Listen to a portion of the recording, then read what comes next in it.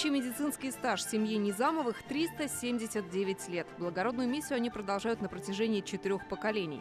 Аксакал медицины Ильдус Галерзинович вместе с сестрой выбрал эту стезю по примеру мамы, тети и дяди. Карьеру начал в Барекинской участковой больнице, стал профессором Казанской медакадемии. Супруга Флора Фатаховна тоже врач. Интерес к профессии переняли дочери и даже внуки. Глядя на нас, как мы работаем, как приходим, как уходим, о чем идут разговоры дома, в квартире, они постепенно, по-видимому, впитывали вот эту ауру. И мы формировали дома, сами даже не планируя специально, некую медицинскую атмосферу. Сегодня в Казанской ратуше песни и стихи звучали в честь врачей. В зале 10 медицинских династий. Здесь кардиологи, хирурги, онкологи, педиатры. Все они выбрали делом жизни спасение людей.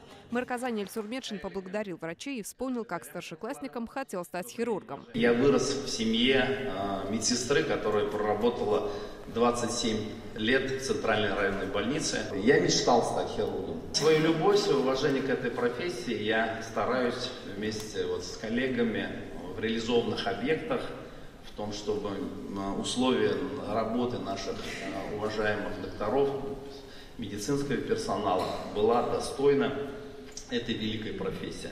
Династия Булатовых-Заиконниковых насчитывает общий трудовой стаж более 500 лет. Петр Булатов в военные годы был главным хирургом эвакуационного госпиталя. Позже основал кафедру детской хирургии Казанского медуниверситета. Его супруга Алевтина Семеновна работала главврачом на вертолетном заводе. Их правнук Кирилл Булатов больше 3 месяцев лечил детей в Лисичанске и Рубежном. Внучка Анастасия работает на кафедре госпитальной педиатрии. Медики – вся семья. Максимально разные специальности. Сестра моя анестезиолог, реаниматолог. У нас есть детские хирурги, есть неврологи, есть терапевты, то есть абсолютно разные предпочтения. Я, наверное, тоже буду педиатром, потому что я люблю детей. Для меня это просто что-то большое очень. Медицинским династиям посвятили и фотовыставку. Одни из героев — династия Садыковых-Зиаддиновых. Общий стаж 335 лет. В семье сложно найти человека, кто не связан с медициной. Многие сегодня вспоминали Марата Садыкова. Он возглавлял Минздрав Татарстана. Он тоже выходец из этой династии. Очень приятно, что действительно врачей в республике и на уровне государства уважают, приветствуют, потому что я считаю, что врач – это самая благородная профессия.